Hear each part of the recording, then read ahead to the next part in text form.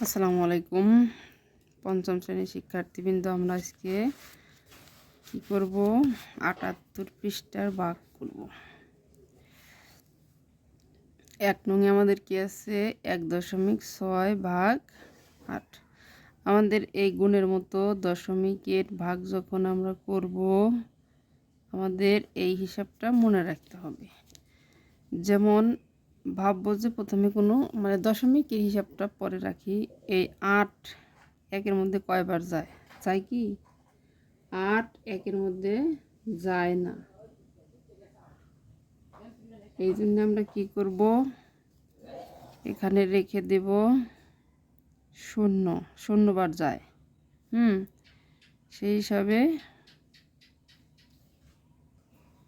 তাহলে ০ বার গেলে আমরা এই ০ বার ভাজক দিয়ে আমরা কি করব? ভাগফলে গুণ করব। তাহলে সে আমরা ভাজ্য পাবো। ০কে ০। এখন আমরা বিয়োগ করি ১। এই দশমিক বিন্দু এখানে আছে, আমরা এই ভাগফলে বসিয়ে দেবো। এই ১৬ এখান থেকে কাটে নিচে নেমে নিয়ে আসবো। তাহলে ৮ দুগুণে ১৬। ৮ দুগুণে ১৬।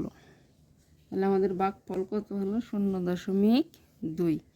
এটা যদি আমরা বইয়ের পদ্ধতিতে যাই,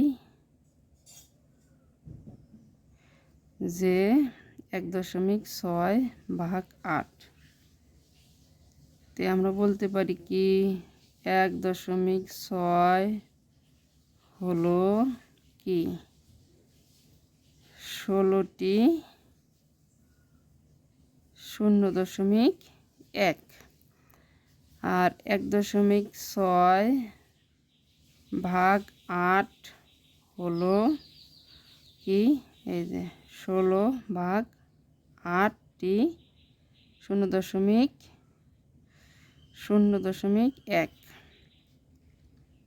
সুতরাং ১ ভাগ ৮ সমান কি ২, ০.২।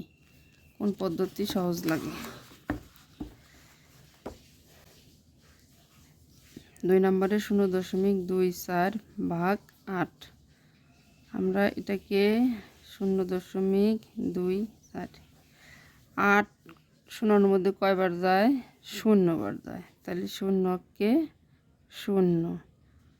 এখন কোনো কিছুই যায় না। সেই হিসাবে আমাদের কি হবে? এখানে বিয়োগ করলে ০, তার দশমিক আমরা উপরে উঠিয়ে দেব। ২ নিচে নামিয়ে নিয়ে আসবো। ২ এর মধ্যে কয়বার যায়? যায় না, ০ বার যায়। ০ বার যায়। তাহলে ০কে ০। এখন বিয়োগ করলে ০ কেটে আনলাম ৪। ৪-এর মধ্যে ৩ বার যায়। কয়বার যায়? ৩ বার যায়। ৩ ৮-এ ২৪। তাহলে আমার ভাগফল কত? ০.০৩।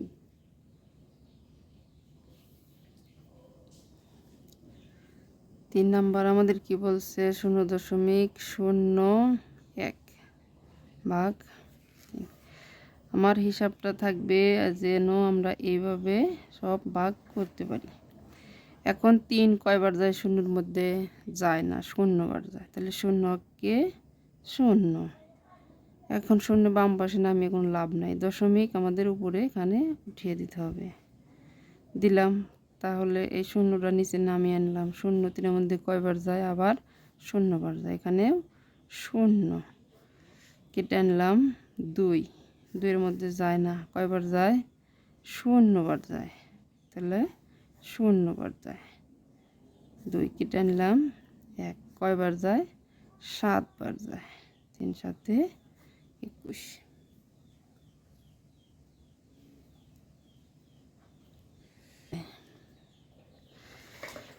এখন ৯ ভাগ ৭.২। ৯ ৭-এর মধ্যে যায় না। কয়বার যায়? ০ বার যায়। ০কে ০। ৭কে বিয়োগ করলে ৭। এখন আমাদের দশমিকটা আমরা উপরে উঠিয়ে দেব। তাহলে আমাদের কি হবে? ২ কেটে আনলাম ৮ নং ৭২। ৮ নং ৭২। এটাই হচ্ছে আমার ফল। আর এই যে আমাদের বইয়ে পদ্ধতিটা দেওয়া হলো, কার কাছে